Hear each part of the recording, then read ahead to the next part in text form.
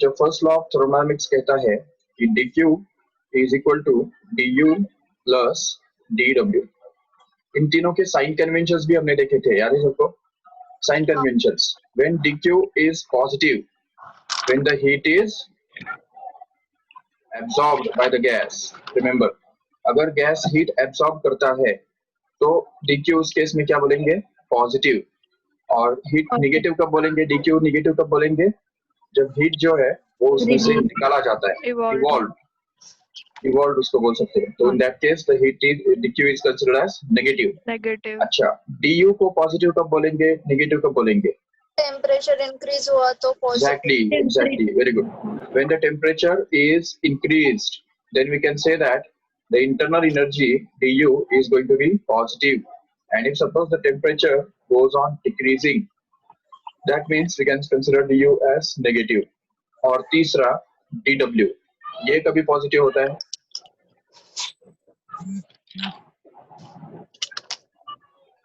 अरे वापस video of कर दिया क्या तुमने? बताओ जल्दी। When dw is positive, volume increase किया। Exactly, very good. तो वॉल्यूम जब इंक्रीज होता है तब हम बोलते हैं dw is positive.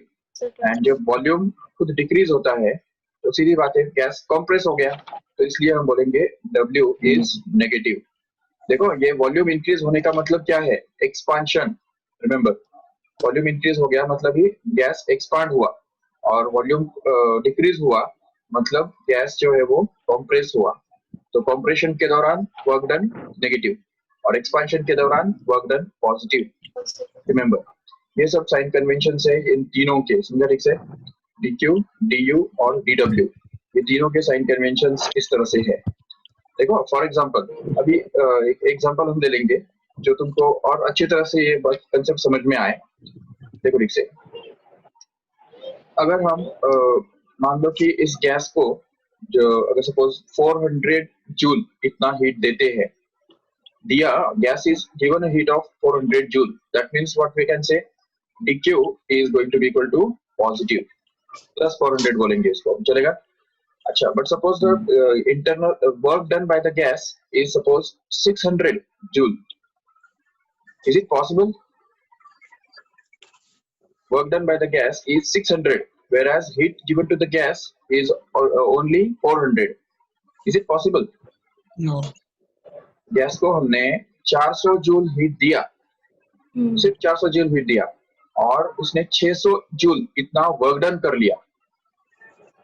It is possible only when the internal energy of the gas decreases by 200 joule, because we have the expression that is dq is equal to du plus dw. So what we can say is dq is 400, du we don't know how much it is, but dw is known to be 600 joules. So if we take this in that side, then we can get that du is equal to 400 minus 600, which comes out to be minus of 200. That means du is going to be of minus of 200. देखो, इसका मतलब du अगर minus 200 है, मतलब क्या होगा उसका? What does it mean? Internal energy of the gas, change in internal energy of the gas is 200 joule. क्या मतलब होता है उसका? इंटरनल एनर्जी गैस का पहले ज्यादा था, अभी उसका इंटरनल एनर्जी कम हो गया, और उसका सीधा असर किसके ऊपर पड़ेगा? पता है? टेम्परेचर के ऊपर। टेम्परेचर, बिल्कुल, क्योंकि टेम्परेचर गैस का कम हुआ रहेगा, तब जाके उस गैस के द्वारा 600 जूल का वर्क डन हो सकता है, नहीं तो पॉसिबल ही नहीं होगा। देखो, अगर ये गैस जो है सिर्फ 400 जूल एब्जॉर्ब करता है, और 400 जूल का हीट लेके अगर वो 600 जूल का वर्क डन करने वाला है, तो इसका मतलब जरूर 200 जूल उसके अपना खुद का खर्चा किया रहेगा कि नहीं? जरूर। गैस ने खुद का अपना एनर्जी लगाया, उसने खुद का जो इंटरनल एनर्जी है वो कम करके वर्क डन किया है, ये उसका सीधा मतलब होता है। देखो ठीक से। अच्छा, और एक दूसरा एग्जांपल मैं देता हूं तुमको। मान लो कि the heat given to the gas, अभी नया एग्जांपल है, second example, heat given to the gas is suppose 1000 joule.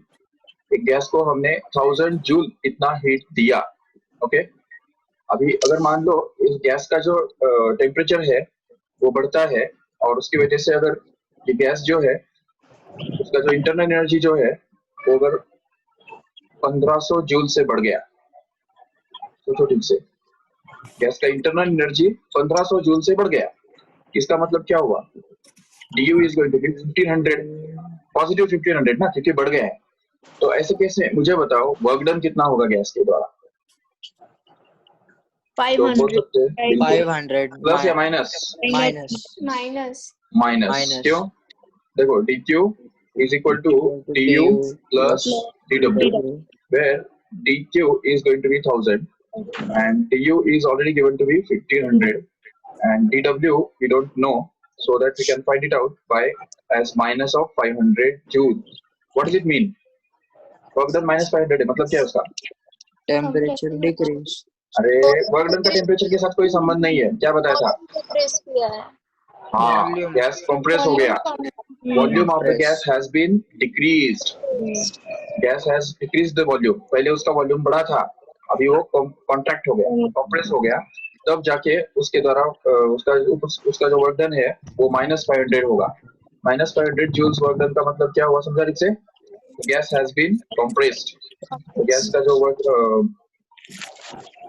उल्टा सिस्टम ने इस गैस के ऊपर वर्क डन किया, ऐसा हमको बोलना पड़ेगा। गैस ने तो कुछ वर्क डन किया नहीं, क्योंकि एक्सपांशन तो हुआ ही नहीं उसका, उल्टा उसका जो वॉल्यूम पहले था वही कम हो गया, तभी उसका जो इंटरनल एनर्जी है वो 1500 जूल से बढ़ सकता है, even if you have given only 1000 joules of heat to it. तो 1000 जूल्स ऑफ हीट लेने के बाद भी उसका इंटरनल एनर्जी 1500 जूल से कैसे बढ़ गया? क्योंकि 500 जूल उसके ऊपर वर्क डन हुआ, तरीके से सराउंडिंग्स के द्वारा 500 जूल वर्क डन हुआ, और उसकी वजह से उसका इंटरनल एनर्जी जो है वो 1500 जूल बन गया। अच्छा, और एक एग्जांपल ले लो, चलो suppose we have a gas and मान लो कि 700 joules of heat is extracted from the gas. इतना जो हीट है हमने गैस में से एक्सट्रैक्ट किया, और गैस का जो एनर्जी है वो भी सपोज इंटरनल एनर्जी जो है वो डिक्रीज होता है 200 जूल से, decreases by 200 joules internal energy है। तो ये जो इंटरनल एनर्जी है U decreases by 200 joules and Q जो अमाउंट ऑफ हीट है वो 700 जूल इसमें से एक्सट्रैक्ट किया, तो गैस ने कितना वर्क डन किया बताओ? तो मतलब हमको dQ और du दोनों दिया हुआ है। dQ कितना दिया है? जूल्स। dQ कितना दिया है? 700 जूल, प्लस या माइनस? माइनस लेने पड़ेंगे इसको, समझा क्यों? क्योंकि एक्सट्रैक्टेड का मतलब क्या है, निकाला ना उसमें से हमने हीट, इसलिए वो जो देते हैं वो पॉजिटिव लिया जाता है, जो निकालते हैं वो नेगेटिव लेना पड़ता है। अच्छा, du क्या है, प्लस 200 या minus 200? Minus 200 because it is decreased. और अभी अगर यूज करेंगे dq is equal to du plus dw, तो हमको मिलेगा -700 इज इक्वल टू du जो कि माइनस ऑफ 200 प्लस dw, इसका मतलब होगा -700 plus 200 which comes out to be equal to dw, means we are going to be dw is equal to -500 joule. What does it mean? Gas expand हुआ या compress हुआ? Compress हुआ, मतलब gas ने कुछ तो वर्क डन किया तो नहीं, उसने खुद ने तो कुछ वर्क डन नहीं किया, लेकिन उल्टा उसके ऊपर ही सराउंडिंग्स ने वर्क डन किया। तो जरूर एक्सटर्नल प्रेशर, बाहर का प्रेशर ज्यादा रहा होगा और अंदर का प्रेशर कम, उसकी वजह से ही तो गैस जो है वो कंप्रेस हो गया और उसके द्वारा नेगेटिव वर्क डन हुआ। ये नेगेटिव वर्क डन होने का मतलब यही होता है, ये सब चीजें याद रखो ठीक से। सो this is about the relationship between the work done by the gas, the change in internal energy of the gas, and the amount of heat extracted by the gas or given to the gas. अभी हमको बहुत important topic करना है, जो कि एक जो process है जो कल हमने डिस्कस किए थे, तो हर एक प्रोसेस के बारे में हमको अभी डिटेल में डिस्कस करना है, ठीक है ना? We have to discuss about the each process of the gas. तो हर एक प्रोसेस के बारे में, जैसे हमने कल अलग अलग प्रोसेस देखे थे, एक बताया था आइसोथर्मल प्रोसेस, याद है? Isothermal process. दूसरा बताया था आइसोबारिक प्रोसेस, आइसोबैरिक प्रोसेस। तीसरा आइसोपोरिक, चौथा बताया था एडियाबेटिक प्रोसेस, फिर बताया था साइक्लिक प्रोसेस, साइक्लिक प्रोसेस और रिवर्सिबल रिवर्सिबल प्रोसेस। इरिवर्सिबल। ठीक है, इरिवर्सिबल प्रोसेस। अच्छा, ये सब अलग अलग टाइप्स है, इनकी खासियत पता है सबको? हमको भले अभी डिटेल में इसको डिस्कस करना ही है, लेकिन आइसोथर्मल प्रोसेस के अंदर टेंटेटिवली क्या होता है?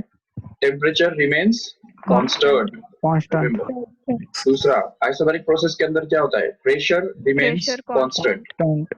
आइसोपोरिक मतलब वॉल्यूम रिमेन्स कांस्टेंट। चौथा एडियाबेटिक प्रोसेस में क्या होता है? Heat zero. Heat is exchanged. Heat is no heat is exchange या heat is exchange, so dq is going to be zero. Exchange of heat, remember, no exchange of heat with the surroundings. तो surroundings के साथ कोई heat exchange नहीं होता है, ये बात जो है एडियाबेटिक प्रोसेस कहलाता है। अच्छा, साइक्लिक प्रोसेस में क्या होता है? The system comes back to the same process or same change in temperature is zero, delta U is also zero, but cyclic process का definition क्या है पता है ना? The process which comes to the same state once again where it starts with, तो जहाँ से उसने स्टार्ट किया घूम फिर के फिर से उसी पॉइंट पे वो आ जाता है, उसको बोलते हैं साइक्लिक प्रोसेस। अच्छा, रिवर्सिबल प्रोसेस मतलब क्या? उसकी direction gases reversible by a slight change. तो एक छोटा चेंज करके हम उसका जो डायरेक्शन है वो रिवर्स कर सकते हैं। But irreversible process means the process which direction can never be changed, it takes place only in one direction.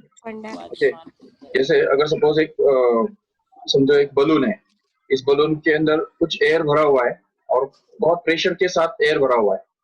अभी जैसे हम यहाँ पे इस बलून को पंक्चर करेंगे, एक अगर होल गिरा देंगे तो इसमें से एयर जो पूरा है वो बाहर आ जाएगा। तो ये जो प्रोसेस है वो हम कहेंगे इरिवर्सिबल है, बिकॉज ये जो एयर है वो अपने आप कभी भी अंदर वापस अंदर बलून के अंदर नहीं जाएगा।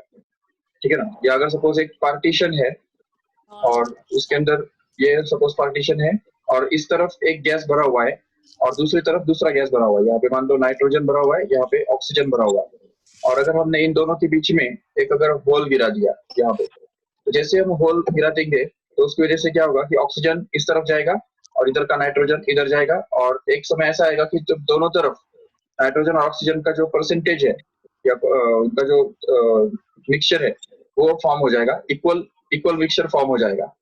अभी इस प्रोसेस के अंदर हम देख सकते हैं कि ये प्रोसेस जो है वो भी एक तरह से हम देख सकते हैं इरिवर्सिबल प्रोसेस है, क्योंकि एक बार अगर ये गैसेस मिक्स हो जाते हैं तो उसके बाद फिर वो कभी भी वापस अपने जगह स्टेट में नहीं आने वाले, बिल्कुल स्लाइड चेंज करके वो वापस अपने पॉइंट पे नहीं आने वाले, तो इसलिए उसको हम बोलेंगे they are irreversible process. But on the other hand we can say if suppose ice है सपोज, और वो आइस सपोज मेल्ट हो रहा है, तो सपोज अभी एक पर्टिकुलर टाइम पे हमारे पास कुछ आइस और कुछ वाटर जमा है। देखो ठीक से, अभी अगर सपोज मतलब इतना सारा आइस मेल्ट हो चुका है, ये वाटर है यहाँ पे, और अभी इतना आइस जो है वो मेल्ट होना भी बाकी है। तो अभी ऐसे केस में हम देख सकते हैं आराम से कि अगर हमने इसको ऐसे ही कंटिन्यू किया तो उसकी वजह से ये जो आइस है वो पूरा मेल्ट होगा और एक समय आएगा जब वो वाटर में कन्वर्ट हो जाएगा।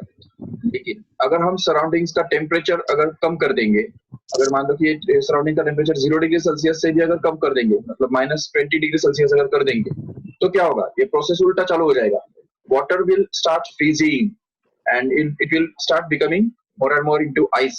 तो आइस के अंदर कन्वर्ट होना वो चालू हो जाएगा, और एक समय ऐसा आएगा कि जब पूरा का पूरा जो वाटर है वो फ्रीज हो जाएगा और उसकी वजह से वो पूरा ही आइस बन जाएगा। ये समझ सकते हो ठीक से? ये even boiling is also special type of reversible process. Reversible क्योंकि अगर सपोज हमने टेम्परेचर जो है वो अगर 100 डिग्री सेल्सियस से ऊपर रखा है तो water will start boiling and this vapours will be formed and they will mix into the air. चलो ठीक है, बट अगर सपोज हमने टेम्परेचर जो है वो अगर कम कर दिया, जैसे हम टेम्परेचर कम कर देंगे तो उल्टा प्रोसेस चालू हो जाएगा। जिसमें जो वेपर्स फॉर्म हो चुके हैं ऑलरेडी, वो वेपर्स फिर से वाटर के अंदर कंडेंस होने लग जाएंगे और एक समय आएगा कि जब पूरा का पूरा जो वेपर्स है वो पूरी तरह से वाटर के अंदर कन्वर्ट हो जाएगा, लिक्विड स्टेट में वो आ जाएगा। तो ये जो प्रोसेस है, मतलब एग्जांपल दे रहा हूँ अभी, चलो लिक्विड सॉलिड सभी एग्जांपल्स हम यहाँ पे देख रहे हैं, लेकिन इस चैप्टर के अंदर हमको गैस के बारे में ही बात करनी है। बट जहां तक एग्जांपल्स का सवाल है, reversible process is a broad concept, even irreversible process is also the broad concept. You have to understand what is reversible and irreversible. So if by making some changes we can just at a time we can reverse the direction of a process, then we can say that the process is reversible. But if suppose by making some changes we cannot reverse the direction at any time, and the process will continue in one direction only unless and until it is completed, then we can call it as a irreversible process. तो ये हमको समझना है। चलो अभी ये भी हमने देखा था कि ये सभी जो प्रोसेस है, कोई भी प्रोसेस जो होता है वो पीवी ग्राफ या वीटी ग्राफ या पीटी ग्राफ के द्वारा एक्सप्रेस किया जा सकता है, याद है ना?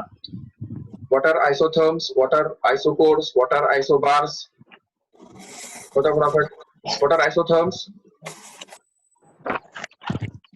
The graphs drawn at constant temperature, the graphs between pressure and volume at constant temperature are called as isotherms. Remember, isotherm बोलने का उनको। और what are the isobars? Pressure is constant at pressure volume. constant है, but graph is between Temperature and volume. very good, volume and temperature. इनके बीच में जो graph बनता है at constant pressure, तो उसको हम बोल सकते हैं isobars. And what are the isocores? Volume is constant. Volume is constant and graph is between Temperature and pressure. pressure and temperature, obviously. तो pressure और temperature के बीच में ग्राफ। अभी देखो ये तीन ही चीजें है ना हमारे पास, ये तीन P, V, T, बस ये तीनों में से अगर हम एक को कांस्टेंट रखेंगे तो बाकी दो के बीच में ग्राफ बनेगा। वही तो हो रहा है ना यहाँ पे, देखो ठीक से। अगर टेम्परेचर कांस्टेंट रखेंगे तो पीवी के बीच में ग्राफ बनेगा, उसको बोलने का आइसोथर्म। अगर प्रेशर कांस्टेंट रखेंगे तो वीटी के बीच में ग्राफ बनेगा, उसको बोलने का आइसोबार। बार मतलब प्रेशर। और अगर भी कांस्टेंट रखेंगे तो पी और टी के बीच में ग्राफ बनेगा, उसको बोलेंगे आइसोकोर्स, नो डाउट। ये सब चीजें जो है वो हमको समझनी है। And basically we can represent every process with respect to the graphs. Every process can be represented graphically. Remember, हर एक प्रोसेस जो है, चाहे वो आइसोथर्मल प्रोसेस हो या एडिबेटिक प्रोसेस हो या आइसोबैरिक प्रोसेस हो, आइसोकरिक प्रोसेस हो, we can express it by using the graph. Remember, और हमको ये सभी ग्राफ जो है वो डिस्कस करने हैं इस चैप्टर के अंदर, सभी प्रोसेस के बारे में। ठीक है, तो अभी चलो सबसे पहला सबसे इम्पोर्टेंट टॉपिक जो हम यहाँ पे अभी करेंगे, जो कि डेरिवेशन भी इसके अंदर आने वाला है, वो है आइसोथर्मल प्रोसेस का analysis from top to bottom. Isothermal process, right down the heading if you want to write. So isothermal process, what happens in isothermal process? We are going to discuss it in detail now. देखो, as its name suggests, the isothermal process is the process in which temperature remains constant. Temperature of the gas remains constant, and since temperature of the gas remains constant, we can immediately say that, ठीक है ना? तो इसका जो सबसे पहला conclusion जो बनता है, the change in temperature is going to become zero. Correct है? तो यहाँ पे change in temperature जो है वो जीरो बनता है, temperature doesn't change. बट याद रखो ठीक से कि अभी heat content, और मतलब हम देख सकते हैं कि heat absorbed by the gas is need not to be equal to zero. ये गलत फहमी में मत रहो। बहुत सारे स्टूडेंट्स जो है ना वो ये गलत फहमी में रहते हैं, मिसअंडरस्टैंडिंग में रहते हैं कि अगर गैस का टेम्परेचर कांस्टेंट है तो इसका मतलब यहाँ पे क्यू कांस्टेंट होगा। जरूरी नहीं है। क्यू कांस्टेंट होना अलग चीज है और टेम्परेचर कांस्टेंट होना अलग चीज है। अगर चेंजिंग टेम्परेचर यहाँ पे जीरो है तो इसका मतलब हम इतना ही बोल सकते हैं कि dt is going to be zero. ये नहीं बोल सकते हैं कि dq will also be zero. That means gas will not absorb the heat और नॉट एक्सट्रैक्ट द हीट। नहीं, ऐसा नहीं है। dq need not to be zero, only dt is going to be zero. But yes, we can say that this ये जो relationship हमारे पास होता है du is equal to n into CV into dt। याद है ना ये रिलेशनशिप? ये रिलेशनशिप यूज करके हम एक बिल्कुल सीधी बात बोल सकते हैं कि अगर dt 0 है तो बिल्कुल du जो है वो 0 होगा ही जरूर। तो इसलिए यहाँ पे तीसरा जो पॉइंट है वो हम डिनोट कर सकते हैं यहाँ पे कि du is also going to be 0। That means the change in internal energy of the gas is going to be 0। ये डेफिनेटली हम बोल सकते हैं आराम से, बिल्कुल, क्योंकि simply the internal energy of the gas is directly depends upon the temperature, and that's why we can say that if temperature remains constant, the change in internal energy will also remain constant, and hence we can say the change in internal energy will be 0 and the internal energy will be constant। ये बात आई समझ में ठीक से? अच्छा, और एक important बात ये है यहाँ पे कि आइसोथर्मल प्रोसेस के अंदर ना बॉयल्स लॉ ओबे होता है। देखो ठीक से, बॉयल्स लॉ ओबे होता है क्योंकि बॉयल्स लॉ का स्टेटमेंट ही क्या होता है?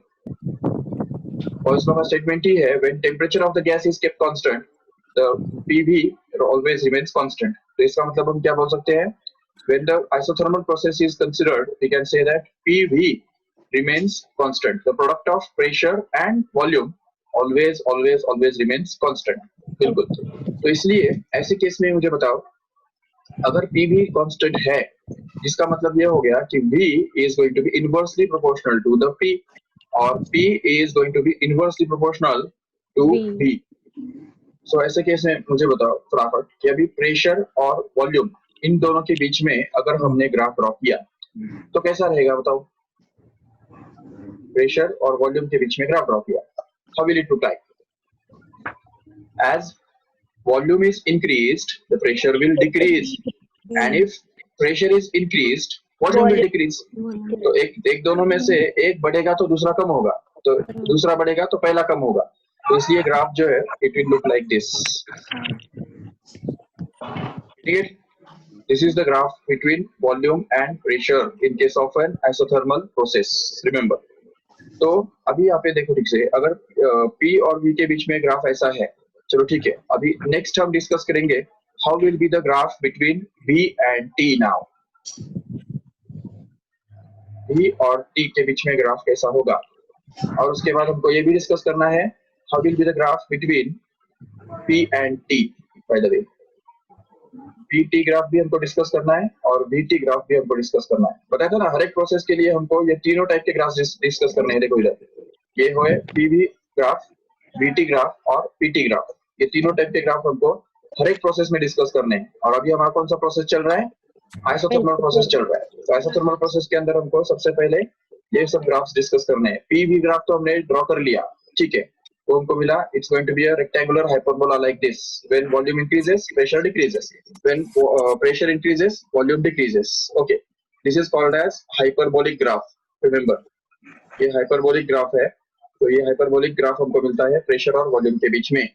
चलो ठीक है, अभी मुझे बताओ ये V और T के बीच में ग्राफ कैसे होगा? जल्दी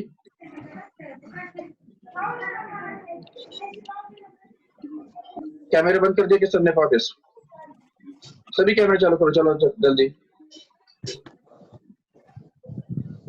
switch on your cameras.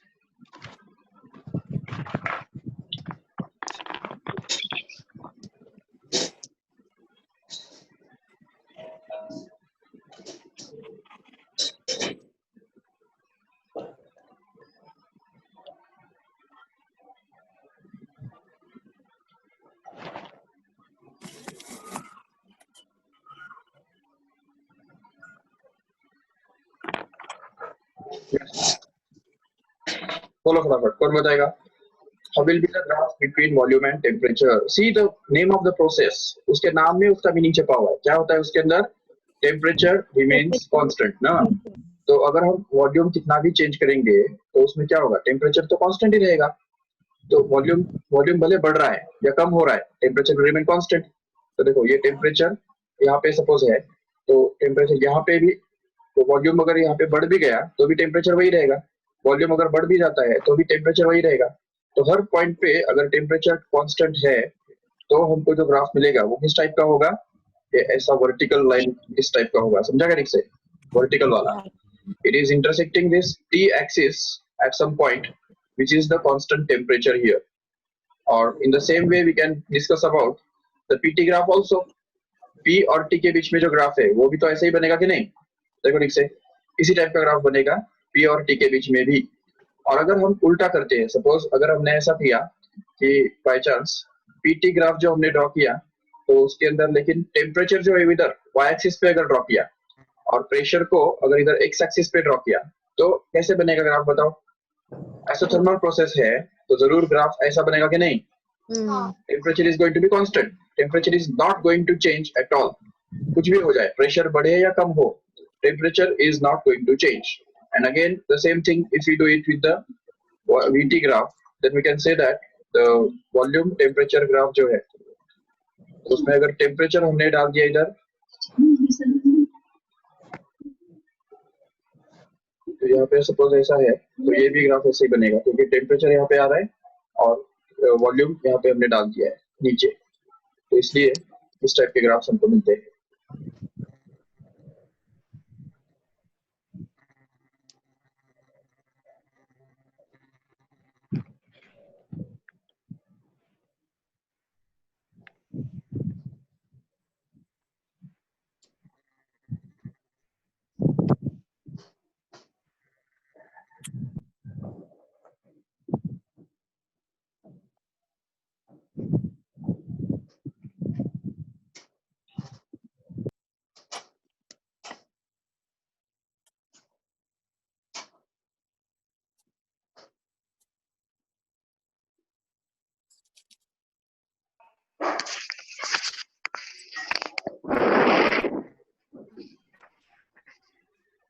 Okay, see here. तो ये सारे ग्राफ्स हमने डिस्कस किए यहाँ पे.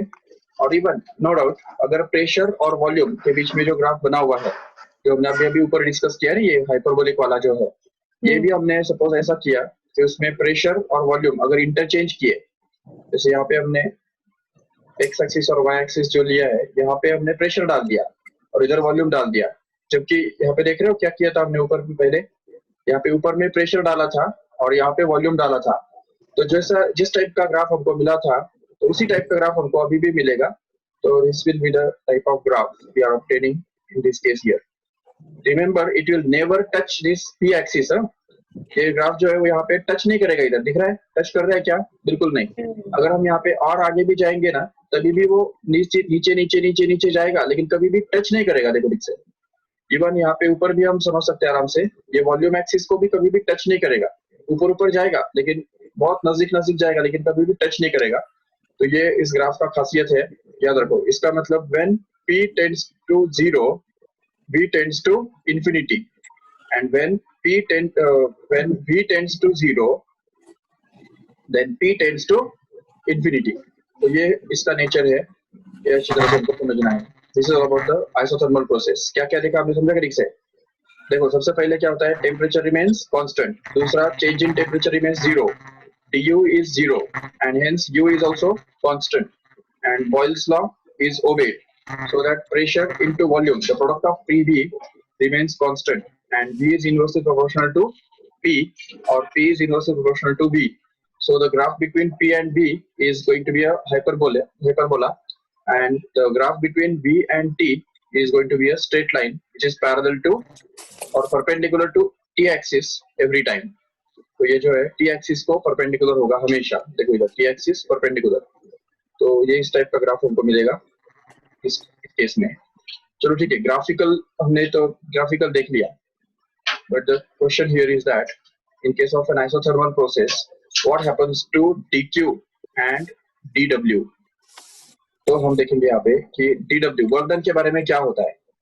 du तो 0 रहता है, ये हमको पता है already. du is going to be 0, so because of that we know that dq is always equal to du plus dw. ये फॉर्मूला यूज करेंगे तो हमको ये मिलता है कि du इक्वल टू 0 होने की वजह से क्या मिलेगा, dq is going to be same as dw. मतलब गैस को जब हम हीट करना चालू करेंगे तो जैसे ही वो गैस हीट होता है तो जितना भी उसका हम टेम्परेचर बढ़ाते, सॉरी जितना भी वो वर्क डन करेगा वो उसके द्वारा एब्जॉर्ब किए हुए हीट के कारण होगा. इसका मतलब अगर उस गैस को हमने हीट दिया, if you give the heat to the gas, then whatever amount of heat is given to the gas will be used to increase its work done. Volume increase करने में वो चला जाएगा, तो वॉल्यूम इंक्रीज करने में वो लग जाएगा। और अगर हमने उसमें से हीट निकाल लिया तो वो कंप्रेस करेगा, कंप्रेशन में वो एनर्जी से निकालेगा। तो मतलब जो भी हीट निकलेगा तो वो वर्क डन के कॉस्ट पे निकलेगा, और जो भी उसके ऊपर हम हीट देंगे तो वो वर्क डन करके ही वर्क डन के फॉर्म में ही इसमें जमा होगा। ये हमको अच्छी तरह से समझना है। This is going to be the relationship between dQ and dW in case of the isothermal process. अच्छा, लेकिन अभी हमारे पास ये भी है कि प्रेशर और वॉल्यूम इन दोनों के बीच में रिलेशनशिप हमारे पास है, तो इसमें से हम dW निकाल सकते हैं, वर्क डन निकाल सकते हैं। तो what is the work done by the gas in case of isothermal process? तो अभी ये important derivation है, याद रखो ठीक से। It is going to be the derivation to find out the work done by the gas in isothermal process. Remember, तो isothermal process के अंदर कितना वर्क डन करता है गैस, वो हमको ढूंढ के निकालना है। How will you find it out? तो देखो ठीक से, एक तरफ हमारे पास है कि वर्क डन का जो फॉर्मूला है, when a gas is heated up, the work done is given by the formula P into dV। याद है, ये कल भी हमने देखा था। तो for a small increase in volume, suppose ये गैस यहाँ पे भरा हुआ है और ये उसका पिस्टन है, इनिशियल पोजीशन है, सपोज V1 उसका इनिशियल वॉल्यूम है, या VI बोलते हैं उसको, चलो। और अगर मान लो कि ये जो गैस है इसको हमने हीट देना चालू किया, जैसे हम हीट देंगे तो उसकी वजह से ये गैस जो है वो वर्क डन कर रहा है, और सपोज कि यहाँ पे उसका वॉल्यूम जो है वो बढ़ गया, और सपोज कि VI becomes the final volume, VF becomes the final volume, okay. तो लेकिन अभी इसमें देखो कि यहाँ से यहाँ तक आने के टाइम तक प्रेशर कांस्टेंट है क्या? गैस का प्रेशर कांस्टेंट नहीं है। क्यों? क्योंकि हमने ऑलरेडी देखा कि PV इज कांस्टेंट, मतलब pressure is inversely proportional to the volume. So we can say that if suppose the means PV equal to constant, मतलब ही क्या कि अगर उसका इनिशियल प्रेशर अगर मान देते हैं PI है और इनिशियल वॉल्यूम VI है, और फाइनल प्रेशर अगर मान देते हैं PF है और फाइनल वॉल्यूम VF है, तो हम बोल सकते हैं कि PI into VI is going to be equal to PF into VF। ये बताए समझ में ठीक से? Just we have used the Boyle's law in initial and final condition, but pressure is going to be variable at every point। तो हर point पे क्या है ना कि प्रेशर जो है वो वेरिएबल है, और pressure is going to change slightly slowly and it starts from PI and becomes PF in the final stage। Now we have to find out the work done। तो टोटल वर्क डन निकालने के लिए हमको pressure variable होने की वजह से यहाँ पे integration of P into dV करना पड़ेगा। समझा है क्यों? क्योंकि देखो एक तरफ से ये हम बोल सकते हैं कि जैसे ही प्रेशर चेंज होता है तो उसकी वजह से एक पर्टिकुलर इंस्टेंट पे हम बोल सकते हैं। देखो अगर मान लो कि ग्राफिकली अगर बात करते हैं तो हमने अभी भी देखा था कि प्रेशर और वॉल्यूम इन दोनों के बीच में जो ग्राफ है वो इस टाइप से कुछ बनता है। इस तरफ हमने डाल दिया वॉल्यूम और इस तरफ प्रेशर है, तो अभी ग्राफ जो है वो ऐसा बनता है, हमने देखा अभी इट इज डिक्रीजिंग कंटिन्यूअसली। तो अभी देखो यहाँ पे एक प्रेशर सपोज है, और ये सपोज यहाँ से हमको इंटीग्रेट मतलब यहाँ से हमको स्टार्ट करना है। This is the initial volume, suppose VI उसको हम बोल देंगे सपोज, चलो। और ये जो वॉल्यूम है उसको हम बोल देंगे सपोज VF, चलेगा? तो देखो ठीक से, तो यहाँ से हम स्टार्ट करके यहाँ पे अगर पहुंचने वाले हैं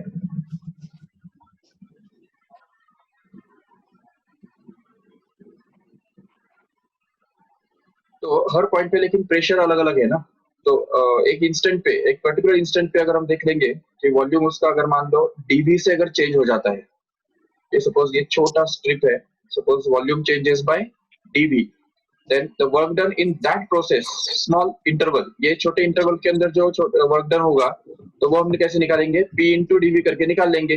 बिल्कुल, तो वही तो हमने यहाँ पे किया है। देखो P into dV is going to be a small work done which is done in a very small interval। एक छोटे इंटरवल के अंदर या छोटे स्टेप के अंदर ये किया हुआ जो वर्क डन है वो हमको मिल गया, क्योंकि हम बोल सकते हैं कि यहाँ से यहाँ तक एटलीस्ट प्रेशर जो है वो कांस्टेंट रहेगा। पूरे इंटरवल में प्रेशर कांस्टेंट नहीं है, ये इनिशियल जो प्रेशर है वो कुछ और है, वो पी आई हमने बोल दिया इधर, और ये जो फाइनल प्रेशर यहाँ पे है तो वो एक्चुअली पी एफ है, तो इसलिए वो भी कांस्टेंट नहीं है। तो इसलिए P F and P I R the initial and final pressure, but ये इंटरवल के अंदर, इस इंटरवल के अंदर एटलीस्ट हम प्रेशर कांस्टेंट है बोल सकते हैं, और इसलिए ऐसे ही छोटे छोटे इंटरवल्स के अंदर जो गैस ने किया वो वर्क डन है, वो सब हम वर्क डन ऐड करके हमको टोटल वर्क डन मिलने वाला है। That means we will have to integrate this equation P dV from V1 VI to VF, correct है। तो इसलिए यहाँ पे हमको इंटीग्रेशन जो मिलेगा तो वो इंटीग्रेट करना होगा VI से लेके VF तक, ठीक है।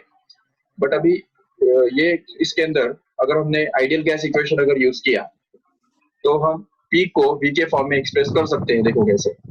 तो हमारा आइडियल गैस इक्वेशन क्या होता है हमको पता है already, PV is equal to nRT, correct है। तो इसमें से हम ऐसा बोल सकते हैं ना कि P can be written as nRT upon V, correct है।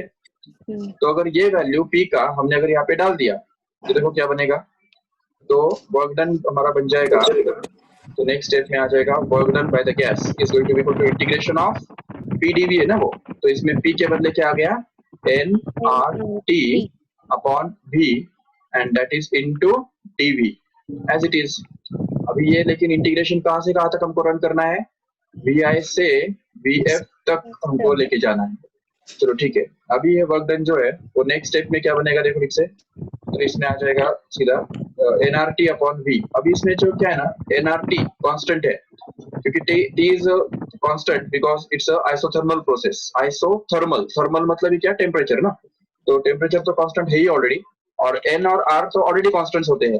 तो इन तीनों को अगर हम बाहर लेके जाएंगे तो देखो nRT तीनों बाहर चले गए, तो अंदर में कौन बचेगा, सिर्फ 1/V बचेगा। समझा मैं कैसे, 1/V into dV and that is also from VI to VF, okay. अभी इसमें देखो तुमको पता है इंटीग्रेशन जो हमने स्टडी किया था, बेसिक फॉर्मूले को स्टडी किए थे, तो उसके अंदर 1/x dx का इंटीग्रेशन कितना बना था, किसको याद है? Mathematical tools in physics last year 11th standard में हमने चैप्टर किया था, उसके अंदर लास्ट पार्ट था डेरिवेटिव एंड इंटीग्रेशन। तो उसमें इंटीग्रेशन के अंदर बताया था कि 1/x dx का इंटीग्रेशन क्या होता है, भूल गए? याद रखो, log of x, ओके।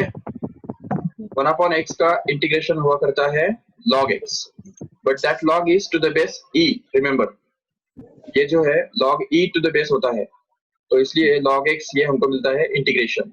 तो अगर ये वाला फॉर्मूला अगर हमने यहाँ पे यूज किया तो क्या मिलेगा हमको पता है, log v, बिल्कुल log v, क्योंकि यहाँ पे x के बदले v आ गया ना, तो इसलिए इसमें यहाँ पे नेक्स्ट स्टेप में आ जाएगा work done is equal to nRT into यहाँ पे आएगा log of v and that is to the base e, remember, and that is from VI to VF, check, ये हमको मिलेगा इंटीग्रेशन। यहाँ तक समझा क्या ठीक से? हाँ सर। अभी हम Yes, जैसा कि हम जानते हैं कि इंटीग्रेशन के अंदर हम क्या करते हैं पता है ना, कि पहले अपर लिमिट डालते हैं और फिर लोअर लिमिट डालते हैं।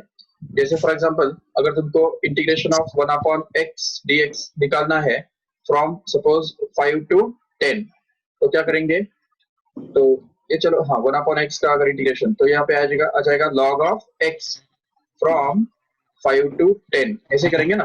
तो नेक्स्ट स्टेप में क्या आएगा, इधर log ऑफ 10 आ जाएगा, x के बदले हमको पहले 10 डालना होगा, तो यहाँ पे आ जाएगा log ऑफ 10 माइनस 5 डालेंगे यहाँ पे, तो वो बनेगा log ऑफ 5, करेक्ट है। तो ये हमको करना होगा, तो वही हम यहाँ पे करेंगे, so that we can get this as nRT into bracket में क्या आएगा, VF डालने का पहले, तो वहां पे बनेगा log ऑफ VF माइनस यहाँ पे आ जाएगा log of VI, both of these are to the base e, don't forget that, so these are to the base e, remember। अभी इसको हम बोल सकते हैं आगे चल के कि ये nR into t as it is हमने रखा है, but do you know that log of a minus log of b is equal to A divided by B. yes log of a upon b होता है ऐसा। तो ये अगर हम यूज करेंगे ना यहाँ पे तो नेक्स्ट स्टेप में हमको क्या मिल जाएगा पता है? तो VF हमको मिल जाएगा upon B. log of here in the numerator it will be vf and denominator it will be vi there and that is again to the base e. Don't forget that. So अभी देखो ये जो final equation हमको मिला है ये हम फिर से एक बार लिखेंगे क्योंकि यहाँ पे जगह नहीं है, ऊपर फिर से एक बार लिखेंगे फिर से।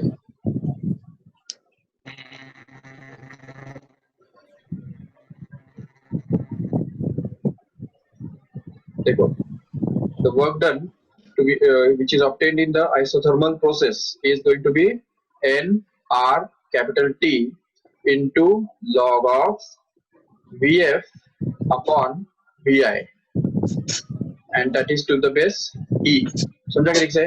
But as we know that log के अंदर क्या होता है ना कि बेस चेंज फॉर्मूला आता है, ये पता है तुमको? बेस चेंज फॉर्मूला क्या कहता है? Log of A to the base B is always equal to log of A to the base 10 upon log of B to the base 10. This is called as base change formula. Remember, or any other base also. We can take any base. कोई भी base हम यहाँ पे दे सकते हैं। तो इसको use करके हम ये देख सकते हैं यहाँ पे कि किसी भी नंबर को अगर हमको log of x है सपोज, तो उसको अगर log of base to the base e है वो, तो उसको हम ऐसा लिख सकते हैं log of x to the base 10 and that is to be divided by log of e again to the base 10 only. But log of e to the base 10 जो है वो होता है 0.4343। उसको यहाँ पे अगर डिनोमिनेटर में डाल देंगे तो उसका रेसिप्रोकल जो है वो ऊपर बन के चला जाएगा और यहाँ पे बनेगा log of x to the base e is going to be actually equal to 2.303 into log of to the base x to the base 10। मतलब क्या समझा ठीक से कि अगर किसी भी नंबर का अगर बेस लॉगरिथम का बेस अगर ऑलरेडी पहले e है और उससे हमको अगर उसको 10 बेस में कन्वर्ट करना है तो उसके लिए सिंपली 2.303 से मल्टीप्लाई करना पड़ता है। ये आंखें बंद करके याद रख लो बस। अगर ये हम याद रखेंगे ये एक रूल है, तो ये तुमको कई बार काम में आएगा फिजिक्स में भी और इवन केमिस्ट्री में भी।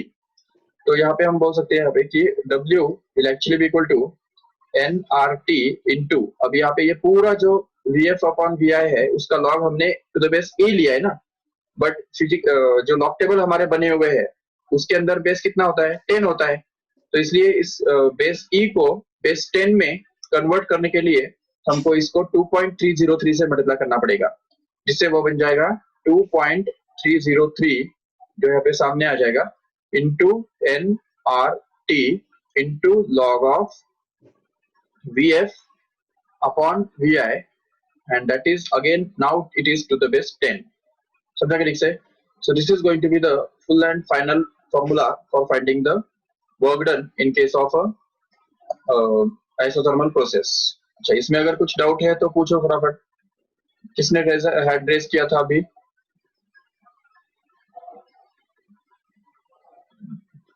श्रुति?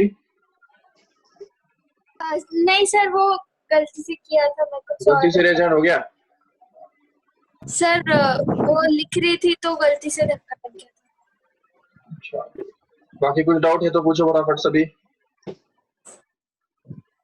देखो क्या क्या किया हमने स्टार्टिंग से, और एक स्टेप बाकी है मैं करूंगा वो, लेकिन स्टार्टिंग से यहाँ तक क्या क्या किया हमने ये समझो इसको एक बार ठीक से। सबसे पहले हमने देखा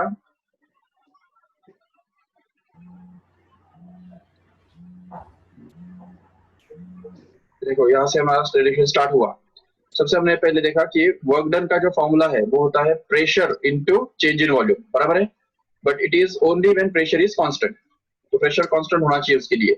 तो हमने क्या किया, ये पूरा जो प्रोसेस है आइसोथर्मल प्रोसेस उसके अंदर प्रेशर कांस्टेंट तो है ही नहीं, तो हमने क्या किया इस प्रोसेस को बहुत छोटे छोटे इंटरवल्स में डिवाइड किया। ये दिख रहे हैं यहाँ पे छोटे छोटे इंटरवल्स, ये ऐसे, तो ऐसे छोटे छोटे इंटरवल्स में हमने उसको बांट दिया और एक इंटरवल कंसिडर किया जहाँ पे प्रेशर P है और वो इंटरवल ही इतना छोटा कंसिडर किया ताकि वो प्रेशर जो है वो उस इंटरवल पे एक्चुअली एटलीस्ट कांस्टेंट माना जा सके। समझे ठीक से? तो अगर उस इंटरवल पे प्रेशर कांस्टेंट माना जा सकता है तो उस इंटरवल के अंदर किया हुआ जो वर्क डन है वो तो हमको इस फॉर्मूला से डेफिनेटली मिल जाएगा, P into dV, but that will be the work done in a very very small step, in that small step only. But ऐसे कितने सारे स्टेप्स होंगे कि नहीं, हजारों स्टेप्स होंगे, इनफाइनाइट स्टेप्स होंगे वहां पे। तो हर एक स्टेप के अंदर जो किया हुआ वर्क डन है वो अगर हम इस तरह से P into dV करके अगर निकालते जाए और अगर इन सभी वर्क डन को अगर हम ऐड करते चले जाए तो फिर हमको टोटल वर्क डन मिलेगा in this isothermal process, and that's why this integration is needed here. Okay, तो यहाँ पे इंटीग्रेशन जो हमने किया उसका रीजन यही है कि हमको एक ऐसे छोटे छोटे इंटरवल्स में मिलने वाला वर्क डन जो है वो हमको ऐड करते चले जाना है, और ऐड करने का मतलब यहाँ पे इंटीग्रेशन है। इसलिए हमने यहाँ पे इंटीग्रेशन ऑफ P dV किया from VI which is the initial volume to the VF which is the final volume। अभी यहाँ पे हमने P को in terms of V express करने के लिए ये आइडियल गैस इक्वेशन यूज किया जो कहता है PV is equal to nRT। तो उसका यूज हमने किया प्रेशर को वॉल्यूम के फॉर्म में एक्सप्रेस करने के लिए। देखो नीचे इस तरह से हमने यहाँ पे प्रेशर को वॉल्यूम के फॉर्म में एक्सप्रेस किया जो P is equal to nRT upon V बन गया। और अभी जैसे ही हमने P को रिप्लेस किया इस इक्वेशन के अंदर तो वो बन गया integration of nRT upon V into dV as it is। लेकिन जिसमें से nRT जो है वो कांस्टेंट है क्योंकि एक तो आइसोथर्मल प्रोसेस है उसलिए टेम्परेचर कांस्टेंट है और बाकी ये दोनों तो कांस्टेंट होते ही है। R का तो नाम ही है यूनिवर्सल गैस कांस्टेंट, तो it's going to be a constant and number of moles is also not going to change, and that's why all these three are going to be constants, and that's why we have taken them in outside the integral sign so that we are left with 1 upon V into dV only inside the integral sign। तो ये हमको मिल गया 1 upon V into dV। अभी इसमें से 1 upon V dV का जो integration होता है वो हम जानते हैं कि 1 upon x का इंटीग्रेशन कितना बनता है, log x बनता है। तो इसलिए यहाँ पे हमने log V लिखा, ये 1 upon V dV का इंटीग्रेशन जिसमें इनिशियल वैल्यू VI है और फाइनल वैल्यू VF है। तो वो अगर हमने रिप्लेस कर दिया तो log VF minus log VI हमको मिल जाएगा, और यहाँ पे log A minus log B equal to log A upon B, ये फॉर्मूला यूज करके हमको nRT into log of VF upon VI to the base E मिल जाएगा। और उससे भी आगे जाके उसके बाद हमने क्या किया याद है,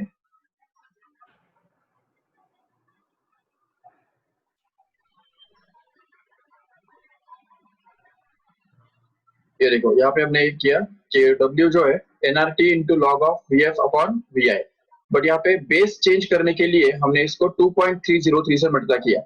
ये आंखें बंद करके याद रख लो, ये सब अगर नहीं भी तुमको समझ में आए तो भी चलेगा, but just remember whenever we have to change the base of a logarithm from E to 10 we have to multiply the number by 2.303 and hence we can get this as the final formula। But now one more thing is to understand, हमने starting में ही बोला था कि isothermal process के अंदर Boyle's law ओबे होता है, याद है ना। और बॉयल्स लॉ क्या कहता है, वो कहता है PV रिमेन्स कांस्टेंट। इसका मतलब अगर इनिशियल प्रेशर PI है और इनिशियल वॉल्यूम VI है तो PI VI का जो प्रोडक्ट है वो फाइनल प्रेशर PF और फाइनल वॉल्यूम VF, तो PF इंटू VF के बराबर रहेगा जरूर। लेकिन अभी यहाँ पे देखो ये जो इक्वेशन है इसके अंदर VF अपॉन VI मिल रहा है ना हमको, तो ये VF अपॉन VI कैसे निकालेंगे बताओ। तो इसमें VI को नीचे लेके जाएंगे और PF को इधर नीचे लेके जाएंगे तो हमको मिलेगा PI upon PF is equal to VF upon VI। ये समझा क्या ठीक से। तो अगर हम ये वैल्यू जो है VF अपॉन VI का वैल्यू अगर PI अपॉन PF अगर लिख देंगे तभी भी हमको ये और एक इक्वेशन मिल जाएगा। देखो जैसा अभी हमको इक्वेशन मिला हुआ है वर्क डन के लिए जो कि W is equal to 2.303 nRT log of VF upon VI, but this VF upon VI is going to be replaced by PI by PF here, so that we get this as W is equal to 2.303 into nRT into bracket में क्या आएगा तो log of यहाँ पे VF upon VI के बदले क्या आएगा PI अपॉन PF आ जाएगा, and that is also to the base 10, log is to the base 10।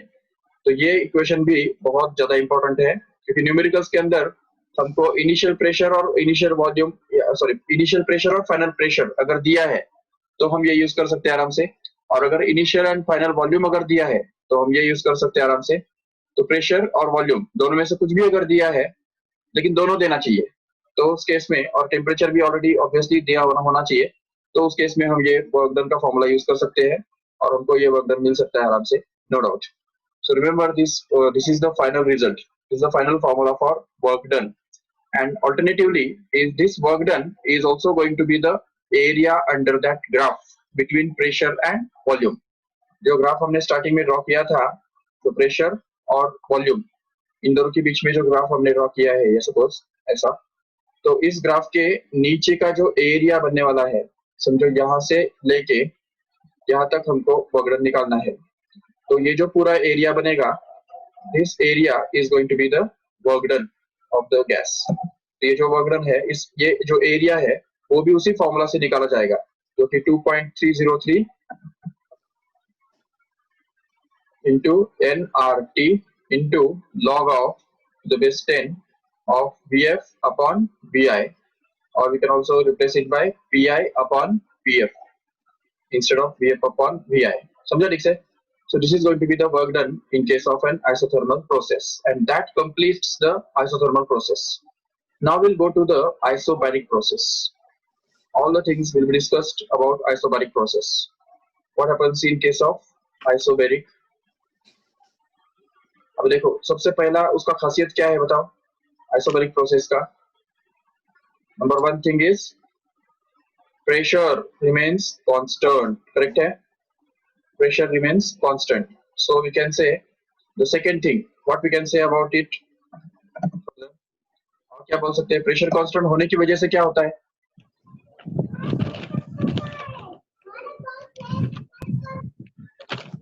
Volume जो है ना, volume is going to be directly proportional to temperature. समझा क्यों? क्योंकि देखो PV is equal to nRT, जबकि प्रेशर P कांस्टेंट है और N कांस्टेंट है, R भी कांस्टेंट ही है, तो यहाँ पे V is equal to NR upon P into T हो गया कि नहीं. But if suppose pressure is constant, then this whole thing will remain constant, and hence we can say that V is going to be directly proportional to T. तो ये सबसे पहली बात होती है आइसोबैरिक प्रोसेस के अंदर, जो कि V is going to be directly proportional to T. ये बात समझ में ठीक से? Volume is directly proportional to temperature in case of an isobaric process. Okay. और एक बात होती है कि we can use the value of Cp. Remember, Cp का वैल्यू हम यूज कर सकते हैं. याद है Cp मतलब होता क्या है? The specific at constant pressure. याद है कि नहीं? तो इसलिए जो specific at constant pressure होता है वो हम यूज कर सकते हैं इसमें, जो कि दूसरे किसी भी प्रोसेस में हम यूज नहीं कर सकते जब तक प्रेशर कांस्टेंट ना हो. इवन आइसोथर्मल प्रोसेस के अंदर भी Cp के वैल्यूज का कोई मतलब ही नहीं है, कोई यूज नहीं उसका. लेकिन आइसोबैरिक प्रोसेस के अंदर हम Cp का वैल्यू यूज कर सकते हैं और हम ये प्रूव कर सकते हैं कि dq is equal to nCp dt. याद रखो, dq can be prove to be equal to nCp dt, जो कि हमको करना ही है अभी आगे चल के, अभी डेरिवेशन के अंदर. तो ये बात होती है. अभी हम थोड़ा सा ग्राफ के बारे में डिस्कस करेंगे. चलो ग्राफ्स, ठीक है. इन case of isobaric process, how will be the graph between pressure and volume? Tell me. Isobaric process. Camera on करो सभी. Pressure is going to be constant. How will be the graph between pressure and volume? Sir straight line आएगा. Very good. Straight line, horizontal straight line है कि नहीं? देखो ठीक से इधर ऐसा straight line बनेगा, क्योंकि वॉल्यूम कितना भी हो, वॉल्यूम क्या भी बने, pressure is going to be constant. तो प्रेशर कांस्टेंट रहना चाहिए, तो इसलिए ये ग्राफ बनेगा. इवन अगर हम प्रेशर और टेम्परेचर के बारे में अगर ग्राफ ड्रॉ करेंगे, देखो ठीक से, ये इधर प्रेशर डाल दिया और इधर टेम्परेचर डाल दिया, तभी भी क्या होगा, वैसे ही ग्राफ आएगा बिल्कुल. इसलिए यहाँ पे हम देख सकते हैं कि pressure is going to be constant once again. और अगर उल्टा किया, वॉल्यूम इस तरफ डाला और प्रेशर इस तरफ डाला, तो खड़ा आएगा, सीधा आएगा ग्राफ. वो तो समझ सकते हैं आराम से, वो करने की भी जरूरत नहीं है अभी, ठीक है ना. अभी तीसरा जो ग्राफ देखो, वॉल्यूम और टेम्परेचर, इन दोनों के बीच में ग्राफ कैसे बनेगा वो कौन बताएगा? Now it's a challenge to all. If you keep volume on the y-axis and temperature on x-axis, how will be the graph? Origin से पास होगा. Very good Ritwik. ओरिजिन में से पास होने वाला स्ट्रेट लाइन रहेगा वो. समझा क्यों? क्योंकि देखो V is proportional to T ना. जो चीजें प्रोपोर्शन में होती है तो उनके बीच में का जो ग्राफ है वो हमेशा स्ट्रेट लाइन तो बनता ही है. ये देखो ये ऐसा ग्राफ बनेगा वॉल्यूम और टेम्परेचर के बीच में, समझा कैसे? तो ये ग्राफ बन रहा है, याद रखो है सभी ग्राफ्स, ठीक है। अभी चलो ठीक है, ये ग्राफ हमको मिल गया। अभी अगर तुमको चाहिए कि वर्क डन, तो कैसे निकालेंगे अभी बताओ? How will you get the work done in case of isobaric process? देखो वर्क डन का फॉर्मूला क्या होता है? dW is equal to P into dV, ये होता है। और जब हम देखते हैं कि प्रेशर वेरिएबल होता है तो उस केस में हम क्या करते हैं, इसका इंटीग्रेशन करते हैं। P dV का इंटीग्रेशन हम करते हैं from VI to VF, where VI is going to be the initial volume and VF is going to be the final volume. अभी क्या होगा नेक्स्ट स्टेप में, क्या होगा वो कौन बताएगा? चलो देखें किसका जब दिमाग चलता है। We are discussing the isobaric process. Don't forget that. Isobaric process, उसका नाम समझो, नाम भी मतलब है। आइसोबारिक प्रोसेस का मतलब क्या? प्रेशर कांस्टेंट, P कांस्टेंट, मतलब ये P कांस्टेंट है कि नहीं? अगर P कांस्टेंट है तो इंटीग्रेशन के अंदर क्या होता है? कांस्टेंट चीजें बाहर आ जाती है। तो अगर P बाहर आ जाएगा तो अंदर में कौन बचेगा? डीवी, सिर्फ dV बचेगा। अभी तुमको पता है इंटीग्रेशन ऑफ dx क्या होता है? वो तो x होता है, और क्या होगा ये पता है सबको? Integration of dx is going to be simply x। तो यहाँ पे इंटीग्रेशन ऑफ dv क्या बनेगा?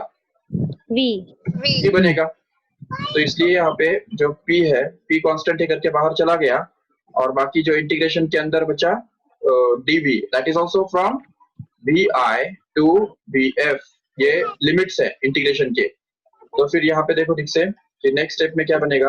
तो चलो p तो बाहर आ गया, बट अंदर में क्या बचेगा? Integration of dv will become v and that is from vi to vf, correct है? ठीक है, अभी क्या होगा बताओ नेक्स्ट स्टेप में? VF minus VI. Very good. It will be P into simply VF minus VI. That means this VF minus VI. इसका मतलब ये हो गया कि ये जो P into VF minus VI, वैसे रखना पड़ेगा हमको, कुछ दूसरे कर नहीं सकते हैं। So this is going to be the formula for finding the work done in case of isobaric process. This derivation can be asked for 2 marks. Whereas the last derivation, जो लास्ट वाला जो डेरिवेशन था integration वाला, वो वाला 3 mark के लिए पूछा जा सकता है, जबकि ये जो है ये 2 मार्क के लिए पूछा जा सकता है। लेकिन क्योंकि ये सिंपल है ना, सिंपल क्यों है समझा क्यों? क्योंकि यहाँ पे प्रेशर कांस्टेंट है, तो वो तो डायरेक्ट बाहर चला गया, और अंदर में सिर्फ dv बचा, जिसका इंटीग्रेशन v बनता है, और सिर्फ लिमिट डाल दिए तो हमको vf माइनस vi मिल गया। Yes, any doubt? अरे कौन अननेसेसरी टॉकिंग कर रहा है? सर माइक म्यूट करो श्रेयस। अच्छा ठीक है, तो ये बन गया P into VF minus VI। और अगर इसका हम अभी ग्राफिकल मीनिंग देखते हैं ठीक से, तो देखो ठीक से, how will the graph between pressure and volume? Tell me, pressure और वॉल्यूम के बीच में ग्राफ कैसे बनेगा? कैसे बनेगा और कैसे बनेगा, याद है ना? और हमको पता है कि P और V ग्राफ के बीच में का जो एरिया होता है वो हमेशा वर्क डन के बराबर होता है। तो अगर हम सपोज ये कहते हैं कि ये सपोज हमारा VI है, मतलब इनिशियल वॉल्यूम है, और ये जो है वो यहाँ पे VF मतलब फाइनल वॉल्यूम अगर है, तो हम बोल सकते हैं यहाँ पे कि यहाँ से लेके यहाँ तक का जो एरिया है, इस ग्राफ के नीचे का जो एरिया है, वही तो वर्क डन रहेगा कि नहीं? How can we get this area? Tell me, is it a rectangle? check, rectangle है कि नहीं? या स्क्वायर है? देखने पे मत जाओ, देखने में स्क्वायर दिख रहा है मतलब वो स्क्वायर हुआ क्या? रेक्टेंगल हुआ वो, रेक्टेंगल, क्योंकि P और ये जो हाइट और विड्थ जो है वो अलग अलग हो सकता है कि नहीं? जरूर, तो रेक्टेंगल तो हुआ। रेक्टेंगल का एरिया कैसे मिलता है हमको? Length into breadth. तो इसका लेंथ कितना है बताओ? इसका लेंथ माना ये जो हाइट है कि नहीं, ये हाइट माना ही तो लेंथ है कि नहीं उसका, तो वो तो P हो गया। अच्छा, अभी मुझे बताओ ब्रेड्थ कितना है उसका? ये विड्थ मतलब यहाँ से हमको यहाँ तक मेजर करना है। देखो यहाँ से यहाँ तक डिस्टेंस कितना है? VI to Yes. इंटू किस खुशी में? माइनस ना। देखो ये पूरा जो डिस्टेंस है इसमें से अगर ये डिस्टेंस अगर काट लो तो बचेगा ये डिस्टेंस, राइट? तो इसलिए ये पूरा कितना है? VF ही तो है, और इसमें से ये जो है VI है, इसलिए वो हमको मिलेगा VF minus VI। This is going to be the work done. वही तो मिला इस तरफ से भी, समझा ठीक से? एरिया निकालो या इंटीग्रेशन यूज करके करो, दोनों तरफ से हमको सेम ही रिजल्ट मिल रहा है। चलो ठीक है, ये हो गया आइसोबैरिक प्रोसेस के अंदर का वर्क डन। अभी हम ये प्रूव करके दिखाएंगे कि आइसोथर्मल प्रोसेस के अंदर जो है ना कि dq जो है वो n into Cp into dt के बराबर हुआ करता है। How will you prove? ये एग्जाम में आ सकता है। Prove that dq is equal to n Cp dt in case of isobaric process. देखो एक सबसे पहली बात ये है हमारे पास कि फर्स्ट लॉ ऑफ थर्मोडायनामिक्स हमारे पास है जो कहता है dq is equal to du plus dw। और अभी dw तो हमने ऑलरेडी निकाल चुके हैं, अभी हमने निकाला क्या नहीं dw, तो वो हम यहाँ पे यूज करने वाले हैं। लेकिन du का फॉर्मूला क्या बनता है बताओ? तो du हमको निकालना पड़ेगा, तब जाके हमको dq मिलेगा। चलो ठीक है, देखो du का फॉर्मूला होता है n into Cv into dt। याद है ये फॉर्मूला होता है du के लिए। अगर हम ये यूज करेंगे यहाँ पे, चलो ठीक है, लेकिन dw का फॉर्मूला क्या है बताओ मेरे को? dw अभी तो निकाला कि नहीं? ये देखो p into VF minus VI, correct है? तो अगर यहाँ पे यूज करेंगे ना तो हमको क्या मिलेगा? देखो ठीक से, तो ये p as it is into VF minus VI। Okay, but we can say that, अभी देखो ये थोड़ा कैलकुलेशन हमको सेपरेट करना है। Ideal gas equation gives that PV is equal to nRT। अब ये आइडियल गैस इक्वेशन हमको अप्लाई करना है इन दो पॉइंट्स के ऊपर। देखो ठीक से, ये दो पॉइंट्स कौन से दिख रहे हैं? ये पहला पॉइंट हम देख रहे हैं यहाँ पे जिसको हम बोल देंगे ये A, और ये दूसरा पॉइंट इसको बोल देंगे B, चलेगा ना? अब ये दोनों पॉइंट्स के ऊपर मुझे बताओ आइडियल गैस इक्वेशन यूज करने से क्या मिलेगा हमको? देखो इस पॉइंट का प्रेशर कितना है? P, और वॉल्यूम कितना है? VI, और इस पॉइंट का प्रेशर कितना है? सेम P, और वॉल्यूम कितना है? VF। ठीक है, तो अभी देखो यहाँ पे अगर फर्स्ट पॉइंट पे A पॉइंट पे अगर हमने यूज किया आइडियल गैस इक्वेशन तो क्या मिलेगा बताओ? P into VI is equal to NR into TI, correct है क्या? TI मतलब क्या? उस समय का जो भी टेम्परेचर रहा होगा वो टेम्परेचर TI से हम डिनोट करेंगे। I stands for initial, remember, तो इनिशियल टेम्परेचर। अच्छा, अभी B पॉइंट ये एट B हो गया, सॉरी A हो गया। अभी मुझे B के लिए बताओ क्या होगा? B पे प्रेशर कितना है? P, क्योंकि चल रहा है आइसोबैरिक प्रोसेस ही चल रहा है ना, तो आइसोबैरिक प्रोसेस के अंदर प्रेशर तो P ही रहेगा ना, कांस्टेंट रहेगा। चलो ठीक है, P इंटू वॉल्यूम कितना? VF, number of moles NR, and temperature भी तो चेंज होगा कि नहीं कुछ तो भी, जो भी है तो वो बनेगा TF। Yes, TF। अच्छा, अभी इन दोनों का अगर हमने डिफरेंस लिया, अगर हमने B इक्वेशन में से अगर A इक्वेशन अगर माइनस कर दिया तो क्या होगा मुझे बताओ? देखो ठीक से, यहाँ पे बनेगा P into VF minus P into VI, correct है? That is equal to NRTF minus NRTI। अभी इसमें से P कॉमन आ जाएगा, VF माइनस VI बचा रहेगा अंदर, इसमें यहाँ पे NR कॉमन आ जाएगा, और यहाँ पे TF माइनस TI बचा रहेगा अंदर। तो अभी अगर इसको हम लिख देंगे इस तरह से, तो अभी देखो यहाँ पे, तो यहाँ पे dW का फॉर्मूला क्या हो गया फिर? dW is equal to P into VF minus VI। यही तो हमने निकाला ना इधर, देखो इधर P into VF minus VI is going to be equal to NR, ये dt बोल सकते हैं ना इसको भी, ठीक है? तो ये बन गया हमारा N into R into TF minus TI। Okay, अभी क्या बोल सकते हैं? अभी इसको हम लिख सकते हैं नेक्स्ट स्टेप में dW is equal to NR। अब ये TF माइनस TI मतलब ही क्या? Change in temperature, and change in temperature can also be written as DT। Correct है? DT। Yes. तो ये हमारा इक्वेशन नंबर 2 हो गया। ये हमारा इक्वेशन नंबर 1 ऑलरेडी हमारे पास है। अभी इन दोनों इक्वेशंस को अगर यूज करेंगे फर्स्ट लॉ ऑफ थर्मोडायनेमिक्स के अंदर, what is the first law of thermodynamics? dq TQ is is equal to du DU plus DW. plus dw। तो अगर हम ये यूज करेंगे यहाँ पे तो इक्वेशन नंबर 1 में से हमको क्या मिल रहा है? du मिल रहा है, वो डाल दो यहाँ पे। तो देखो नेक्स्ट स्टेप में वो बन जाएगा dq is equal to du मतलब क्या? n cv into dt। Correct है? प्लस अब यहाँ पे dw के बदले डाल दो उसका वैल्यू है, देखो इक्वेशन नंबर 1 2 के अंदर दिख रहा है n r into dt। अभी इन दोनों का क्या होगा बताओ? कुछ कॉमन आएगा क्या? DT. यस। तो अगर dt कॉमन निकाल के लो तो अंदर में क्या बचेगा बताओ? NDT।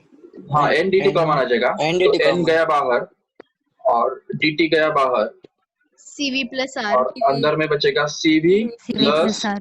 r। अच्छा, अभी ये देखने से कुछ याद आ रहा है क्या तुमको? हाँ what is cv plus r? CP very good, cp।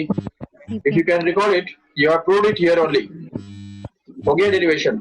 ये देखो dq is equal to n cp into dt। This is what we want to prove। यही तो प्रूव करना था कि नहीं हमको? चेक करो एक बार। Prove that। ये देखो dq is equal to n cp into dt। That's it, you have proved it। कैसे किया समझे ठीक से? हाँ सबसे पहले तो हमने du लिया, du is equal to n cv into dt लिखा। उसके बाद वर्क डन, ये देखो सेपरेट इधर किया हमने, pv equal to nRT मतलब आइडियल गैस इक्वेशन यूज किया, वो भी 2 पॉइंट्स पे, इनिशियल पॉइंट पे और एक फाइनल पॉइंट पे, और दोनों का डिफरेंस लिया जिससे हमको वर्क डन का जो फॉर्मूला है वो nRDT के बराबर मिल गया, और वो यूज कर किया हमने फर्स्ट लॉ ऑफ थर्मोडायनेमिक्स के अंदर, और उसको सिंप्लीफाई किया और cp plus r cv plus r equal to cp होता है, ये भी यूज किया जिससे हमको ये मिल गया जो हम चाहते थे। So this is going to be the derivation. तो देखो हमने 3 डेरिवेशंस किए आज ठीक से। सबसे पहला वाला डेरिवेशन जो है वो work done in case of isothermal process, दूसरा work done in case of isobaric process, और तीसरा ये prove that dq is equal to n cp dt। So ये सभी जो कंसेप्ट्स है ये तुमको अच्छी तरह से लर्न करके रखने हैं, so that we can just go further in the next lecture. तो नेक्स्ट लेक्चर के अंदर हमको